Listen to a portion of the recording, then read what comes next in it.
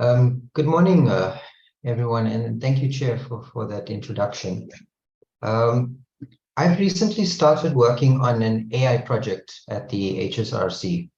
We're trying to build an AI model which tries to solve the question about how do we build impact of our research. And so getting into the weeds with that project has allowed me to do a bit of reading, watching various videos, trying to find out what are these advances in the generative AI space that could impact us here in South Africa. And so today I'm happy to share what I've learned so far. It's evolving space, but I thought it might be useful in this context. And so with that in mind, my talk today, as you mentioned, is about how these changes in AI, what these changes in AI mean for us in the context of our immense inequality in our country. I've also tried to integrate some different media extracts, and I've used some AI tools to prepare this presentation, giving it perhaps some slightly different feel as we go along. So to begin with, let me give you some background. I think we've spoken about it quite a bit already, but we all know that ChatGPT has taken the world by storm since late November last year. And within 2 months, it had acquired 100 million subscribers. It was the fastest of any tech company to reach that milestone, outshining the likes of Google, Facebook, TikTok, and various other platforms. And so this release has really started an AI war between Microsoft, the funder to OpenAI, and Google. And both companies seem to be pushing each other to be making this rapid space in the progress. And as the other speakers have mentioned, we're now seeing so many tech companies in the world integrating AI into their systems and into their public offerings. And I mean, in fact, yesterday, I received training from Atlas TI, and they now are giving us advice on how to use AI and how we can code our social science interview extracts. So this stuff is going to be everywhere. And so this rapid progress that we're seeing has led many experts to call for future development in AI to be paused so that we can also get some sort of control over these systems before it's too late. But with that being said, here's Bill Gates, an advocate for AI, and he recently wrote a blog post and he spoke about how he was blown away with this new technology, and he sees this as a real watershed moment in human history. And so I'm probably preaching to the converted here, but here's an extract from his blog. I've used an AI program called 11 Labs to read out this short excerpt for us. We could have tried to put it in his voice, produced in a deep fake, but I didn't want to pay for that special account. The development of AI is as fundamental as the creation of the microprocessor, the personal computer, the internet, and the mobile phone. It will change how people work, learn, travel, get healthcare, and communicate. Entire industries will reorient around it. Businesses will distinguish themselves by how well they use it. Thanks. So with that background in mind, I'd then like to take a step back and just to help us or let us focus on some of the realities that we see in South Africa. We all know that South Africa is possibly the most unequal country in the world based on our income comparisons. This inequality then transcends into the digital space where the divide is perhaps much more stark.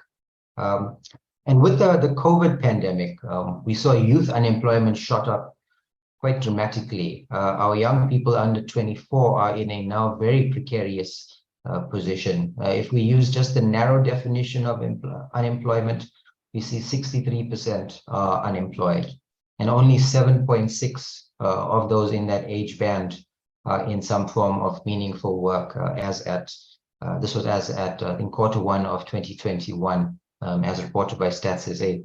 So this is a huge crisis, which is pointing to perhaps the lack of opportunities that young people get access to as they leave the education system. So are we giving our young people the skills they need that are needed by employers? What will these skills be with all these huge changes that are now coming in the technology sector? So this is the big problem that we face at the moment in this country. To give you a bit more understanding about what the digital divide is and what it means here in South Africa, here are some stats from 2018's General Household Survey produced by Stats SA on internet access. In 2018, the first pie chart on the top left, we saw at least 65% of households didn't have any form of internet access. You look below, there's a chart there that asks what are their reasons for not accessing the internet. The two big ones that stand out, 36% say it's because they don't have the knowledge about what the internet is. Another 33% say it's not relevant in their lives. And then another 20% only then say it's about cost. So this issue about relevance perhaps is one of the more surprising findings that you get from this, is perhaps highlighting that we're not producing the content or the services that our people need so that they can actually effectively participate in the digital economy. This access problem, however, has some deeper consequences than not just using a computer or phone. We need to think about how people will be left behind in this accelerated digital economy. And I think this video nicely summarizes the challenge that we face. It's not just about getting on the internet, it's about what you're missing out on. We're living in an age where technology is becoming so incredibly powerful that it's not just like having a slightly better car or a slightly nicer house. These days, the divide is between people who are using technology to become almost superhuman. Think about someone who has mastered how to use a computer, who can connect to anyone in the world, can access any piece of knowledge they want, has taken dozens of online courses on any topic you can imagine, and the divide between that group and everyone else who doesn't have those advantages just gets wider and wider. The average person with a personal computer connected to the internet has resources, informational resources, that the President of the United States did not have even just 20 or 30 years ago. And they're using those resources. They're using them to become even better, even faster, even richer. I think that's the main reason the divide is getting worse, is simply the compounding advantages on this side of the divide that aren't available to everyone else. There you go. The next issue is that the world of work has really changed, and we can't really be talking about the future of work anymore, because it seems like the future is here now. All the predictions that we made about how technology will impact the job market as recently as 6 months ago were all wrong. Generative AI has basically flipped the script on all of that. And so making predictions about the next 6 months or perhaps the next 6 years perhaps is near impossible with the pace of change that we're seeing. But despite that, given that it's so difficult to make these predictions, we still have Goldman Sachs attempting to make a prediction about the US economy. And they did this in March 2023, and they asked, how could AI contribute to the US's economic growth? According to them, Goldman Sachs, if AI doesn't get any smarter, they see a 1.5% annual growth increase for the next 10 years. If AI does get much more powerful, they predicted a 2.9% growth increase. And so here they make the assumption about what jobs will get displaced and where those workers will go. But in South Africa, we haven't done a study like this as yet. So we haven't really got an idea of what the impact will be in our unequal state with the high levels of unemployment that we have in the country. But if you take the report from Goldman Sachs to the next level, their report also points to which jobs might be affected. And so in this chart, the dark blue bars indicate where tasks per job are unlikely to change. So that's where there would be less than a 10% change of tasks in your particular job. The light blue is where AI might complement your work with between 10 to 49% of your tasks changing. And the gray is where AI is likely to replace the task altogether. So the least changes are expected in jobs with physical labor. The most changes are actually the white-collar jobs, your admin workers, your lawyers, your educators, your software developers, your architects. And this is quite the amazing change that has reversed many of the predictions that were made about what this future of work is. Nobody predicted that knowledge workers would find their jobs under threat. Interestingly, what the study is also telling us is that they're not saying that these jobs will disappear. They're saying that components of your work can be augmented with AI. And so there's an element here of us being able to work with the tool to become more productive. The other game changer that emerges from these new advances is the benefits for small businesses. In the past, small businesses couldn't afford to have a legal, financial, or data analytics team or a marketing division. These services would then just be too expensive and just not accessible to the small business owner. And so then their progress was dictated by their budget and their own capabilities. Now with generative AI in your pocket, you could have access to the world's best advisors in these fields of legal advice, financial advice, marketing advice, and so on. And so now these services are now more within reach, and they provide that small business the chance to compete with the large corporate.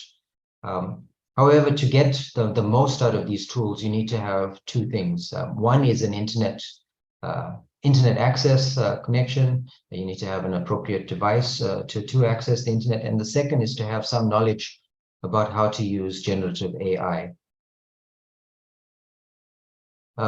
And so this ability to use generative AI has been called prompt engineering. The big companies are already creating positions for this type of job, and it requires that you have an understanding about how to ask the right question to get the right advice. And here's what some of the US tech leaders are saying on this topic.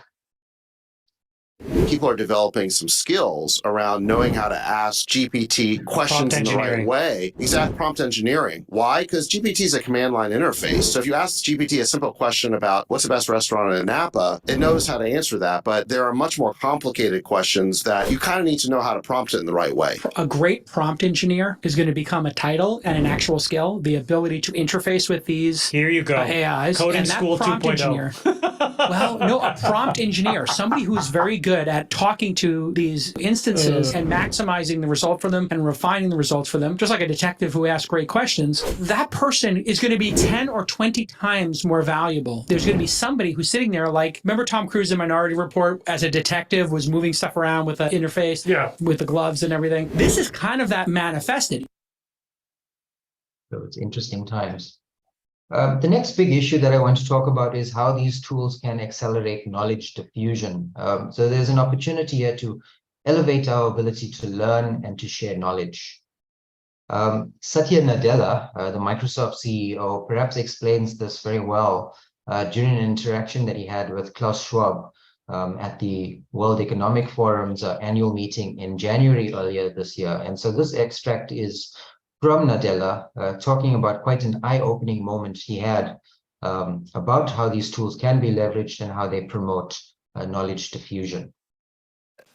I was in India at the beginning of January, and I saw this demo class. In India, one of the things that's very exceptional that's happening is digital public goods that are getting built for identity, payment, many systems. And one of the digital public goods that's getting built is for language translation, right? So basically they have an open source project so that anybody building any application in India can translate between any language in any Indian language. So a demo I saw was a rural Indian farmer trying to access some government program, right? So he just expressed a complex thought in speech in one of the local languages that got translated and interpreted by a bot, and a response came back saying, go to a portal and here is how you'll access the program.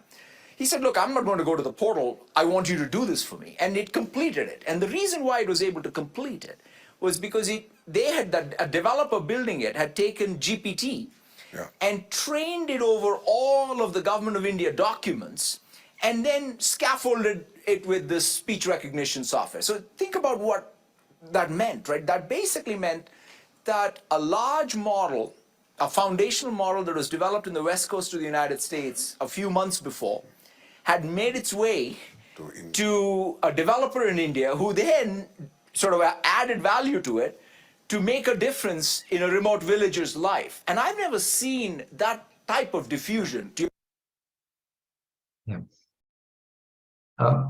So these generative AI systems are built using what they call a large language model. And this model is informed by the wealth of the information that's stored on the internet. And so ChatGPT was originally informed by much of the information on the internet as at 2021. However, it's also possible for us to connect to the back end of the system and fine tune it and feed it with your own information, allowing you to ask questions about your knowledge base. And this is where an opportunity perhaps arises for us to boost the skills development processes that we have in the TVET sector. That ability to customize the knowledge base and to query it has immense potential for the education sector. One way we could do this to revolutionize the education sector, no less, is in how we access the knowledge requirements that are demanded from our employers, from the business sector. They can upload their job specifications to a model like this. They can upload local knowledge about their working conditions, the specifications of their products, their training manuals. By uploading this content to this large language model, that can then be accessed by the higher education sector. So here your TVET colleges can then turn those specifications into new curricula and then new training models. And then just by asking the right questions, if we adapt it well, we could then use this as perhaps a teaching assistant or even a tutor to our students. And so this will then allow us to provide expert advice also in how we manage our curriculum. That could also then be accessed, as I say, by the staff and the students. And so and the final point here is that these models can also be quite intuitive. And you can then make all of this new types of knowledge more accessible, also accessible in your local languages. And then that will also break down some of the barriers that we have to access knowledge. So this could be quite the game changer if we understand how expensive it is for us to access expert level knowledge. We have a good example of how that model could be applied in the renewable energy sector. Here in South Africa, we have the Renewable Energy Independent Power Procurement Program. And this program requires your local wind and also other renewable energy providers to partner with an international manufacturer to secure the components that you need and to also secure skilled workers. For instance, the example that I'm showing here is in the Northern Cape province, where we have Longyang, South Africa. They're a consortium of local businesses that partner with a company called Longyang in China. And we have the Longyang Malilo wind farms 1 and 2, which use components like turbines and wind blades. But these components are manufactured by Goodian United Power in China. And so their parts are very specialized. They require specialized skills. Their manuals are in Chinese. And so to maintain the local wind farm, we in the Northern Cape are then dependent on China for the skilled workers to maintain our wind farm. So we're not really solving the job creation problem here if we become dependent on Chinese workers. So we need to try and figure out how to solve this. So with this model, the manager of the large language model, assuming that we can develop a model that would be agreeable to our Chinese partners, we could that manager of the model could then act as the middleman in this arrangement. They could engage with Goodian, get the specs, get the training materials for installing and maintaining the wind turbines, and then these documents, be it in Chinese, could be uploaded into the large language model. In South Africa, our TVET colleges could then link to that model and request it to produce the outline of specialized training programs, and then that could be output in English or one of our local languages. And then that curriculum could then be used to train new workers. And in addition, the students could also directly engage with the large language model and ask it relevant questions. And once these workers graduate from that college, they could then be hired in Longyang, South Africa. So this solves the critical skills development challenge that we have in our country, where TVET colleges are just not responding to the needs of the employers. So let me explain then how the large language model can be used. And as I've mentioned, the model facilitates knowledge diffusion. It gives your staff and students in the education sector access to the latest skills demands from their employers. And that's the central question, the central problem that we have in the education sector, because our curricula are just not able to keep pace with the changes in technology. There's also an opportunity now, given that this technology is so new, that the global South countries can actually take the lead in launching these types of social innovations, making sure that this technology is used for social interests, not only for corporate gains. Using this model, we'll also be able to communicate across boundaries and learn in our local languages. So an employer in Brazil or China could upload the intricacies of the new system designs and their models. And this large language model could then convert that content into a tailored learning program that could be accessed in our learning local languages. And as I mentioned, then this model is also agile and it's responsive to the demands of the labor market. So the slowest part of the system is actually the human process and the red tape that we will need to overcome once we start evaluating these programs that we're producing. And lastly, the system can also be quite nuanced and culturally sensitive if we train it appropriately with the right information about our cultural contexts. And so the big takeaway here is that if we are able to solve the digital access problem and solve the digital divide in our countries, we can leapfrog decades of challenges that we've experienced in the education sector and then provide our staff and our students affordable access to expert level tutors and assistants. And one more thing before I just end with some details about a project that we're busy with. Much of our problems in the country is linked to the quality of our education sector. We need dramatic changes to reimagine how we teach our students and how to improve the quality of our teaching. With that 63% unemployment that I spoke about for the under 24s, we have a really serious problem about the quality of the education program. And so AI is perhaps offering us a new path. The Khan Academy here, it's an online free tutoring platform which uses this new technology to teach. They've integrated ChatGPT into its tutoring system, and they're seeing some fantastic results. And so our students could also start using this today if we solve the digital access problem. Here's a quick explanation of how it works.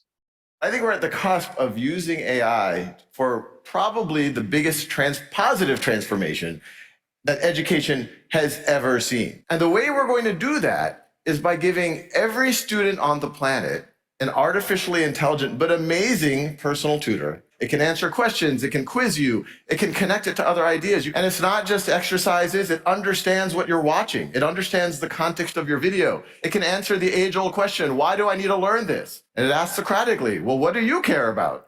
And let's say the student says, I want to be a professional athlete. And it says, well, learning about the size of cells, which is what this video is on, that could be really useful for understanding nutrition and how your body works, etc. That could take your average student and turn them into an exceptional student. It can take your below average student and turn them into an above average student. And then just to close, I just want to share a few ideas about the new development project that we're embarking on at the HSRC. What we're doing is that we're developing a research chatbot that's informed by much of our research. With this chatbot, we're trying to solve key problems. We in the HSRC, we're constantly producing research outputs. We have over 400 researchers that are working across the social spectrum. So we're basically a production engine for knowledge. And critically, we almost produce too much knowledge, too much content for it to be engaged with effectively by the public. And so our outputs perhaps are created so fast that we're unsure who's actually consuming our work. So we need both the ordinary person in the street to be able to engage with our research, but we also need to connect with the policymaker so they can learn what we've been up to, so that we can ensure that the evidence from our work is more closely integrated into the design of new policies. So how will this work? We plan to adapt an open source model called LangChain that operates using the OpenAI APIs, which are then able to process and vectorize our research content. We will then also build a front-end chat interface that leverages the GPT infrastructure to allow people to talk to our research in natural language. And as the OpenAI model expands, we hope to see more coverage across our local languages, promoting even more engagement. So what we're trying to build is that knowledge diffusion engine that was described by Satya Nadella. And by using the open source LangChain model, we think we can build on top of the work that was produced by other developers who's also thought about this problem. It's not something new. And people have been thinking about how do we engage with the knowledge base. And we think if we work with their solutions, we should be able to make quick progress. So we're hiring a junior programmer at the moment, and they will work with ChatGPT. Actually, ChatGPT will be the pair programmer that will advise them and guide them on how to adapt the LangChain code and help them implement this design. And we don't think it's going to be too complicated to actually develop this. And so we hope to have a working prototype within the next 6 months. So this is quite an exciting moment for us at the HSRC.